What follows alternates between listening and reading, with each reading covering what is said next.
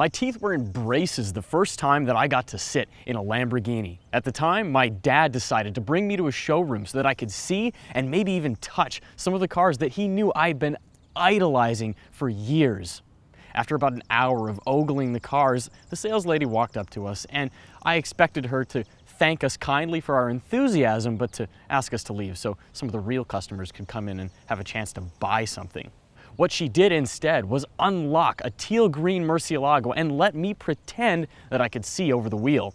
I'll never forget that day, and that's why it gives me immense pleasure to introduce you to the Lamborghini Aventador LP700-4.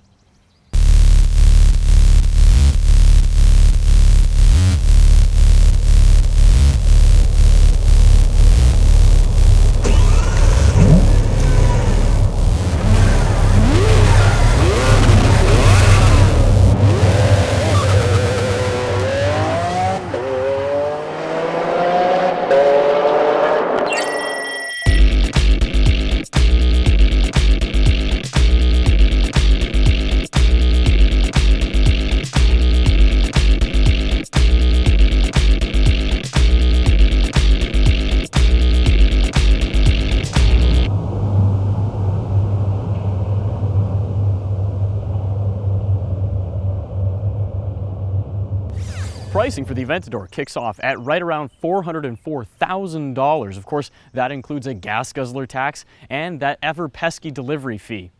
Pricing goes even higher as soon as you start digging into the options list. For example, the car we have here today is optioned out to cost just about $462,000.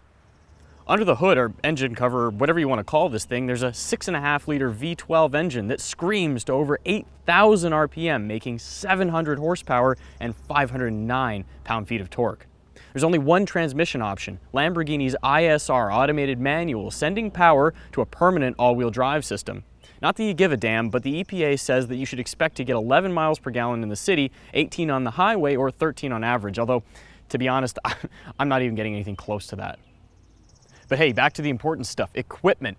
As you might already know, the Aventador is based on a carbon fiber monocoque chassis. Standard equipment includes 19-inch wheels on the front and 20s on the rear, although you can upgrade to these 20-inch wheels on the front and 21s on the rear, wrapped in Pirelli P0 tires. By the way, the rear wheels on this car measure 355 millimeters wide. Behind those wheels, you'll find a pushrod suspension inspired by Formula One racing and adapted for use on regular roads. Lamborghini is limiting production of the Aventador to 4,000 units, and with a dizzying list of customizable parts, it's safe to say that no two cars will be exactly alike. Despite that, the most striking design elements are pretty much constant. It's unbelievably imposing in person. For some perspective, it's roughly twice as wide as it is tall. Of course, carbon ceramic brakes are standard, and get this, on the front end, they're as big as a Domino's large-size pizza. You can also pay for clear louvers over the engine that act as a showcase for this car's brutal 6.5-liter V12 heart. But my favorite part of its styling has got to be the rear end. It's just unbelievably aggressive looking. And then there's the experience of actually getting into the car. With only 4 inches of ground clearance, you're basically sitting on the pavement. Thankfully, Lamborghini also includes a hydraulic axle lift that'll give you an extra 1.5 inches on the front end to make sure that you can get in and out of parking lots.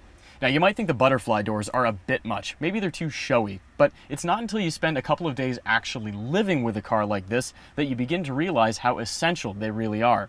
Think about it this way. These doors are so long that it would be virtually impossible to get in or out of this thing without knocking them up against something, and you really, really do not want a dent.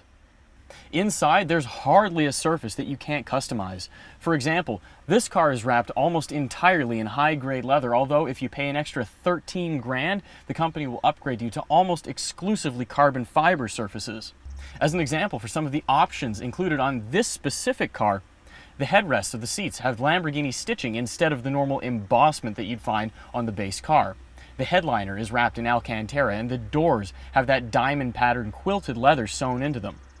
Some of the styling cues in the Aventador are borrowed from the older and less expensive Gallardo. For example, the switchgear right along here by the screen is all reminiscent of that car, although with a much more modern and updated styling. Now, there are a couple of areas where I'm left scratching my head even with how customizable the cabin is. For example, the door handles are made of plastic, and the rear view mirror isn't auto-dimming, and with a car that you can conceivably spend $500,000 on, should that really be the case? But it's hard to care about any of that when you lift this red switch cover up and press the button that fires up the V12 sitting right behind you. Now, that engine was a clean sheet design for Lamborghini when they set about engineering the Aventador, and in fact it's quite a bit more technically sophisticated than the V12 and the Murcielago that this car replaces. For example, in the least aggressive driving mode, Strada, the car's engine is actually able to shut off half of its cylinders to serve as a straight six. Of course, that's one of the ways that the vehicle aims to save fuel. You also get engine start-stop technology, although the car's computer governs when that's even available, and so far driving, I actually haven't even seen it go off. When you do have engine shut off, though, while you're cruising on the highway, the car actually alternates between cylinder banks every 2 minutes. But speaking of the drive modes, there are 3. Strada, Sport, and Corsa. Now, Strada stands for street, and like I said, it's the least aggressive mode of the 3 that you can choose from. Now, in Strada, the car is at its most docile, so the shifts happen relatively slowly, the throttle is less aggressive, and more importantly, bypass valves in the exhaust system are closed until especially high RPMs, which keeps the engine quiet, which, believe it or not, is actually pretty nice when you're driving this thing around and you don't feel like hearing the engine roaring all the time. Switch into sport mode and suddenly the car wakes up. I mean, I'm going to push the button and you can get the full sound of the engine just ripping right into the cabin, and it really gets more aggressive. I mean, throttle input suddenly much sharper, shifts much quicker, and you just get that full feeling of the car just thrusting forward. Finally, there's Corsa mode, and that's Italian for track. What you get there is the sharpest throttle responses and the fastest shifts that the ISR transmission can deliver. Lamborghini claims it'll change gears in 50 milliseconds.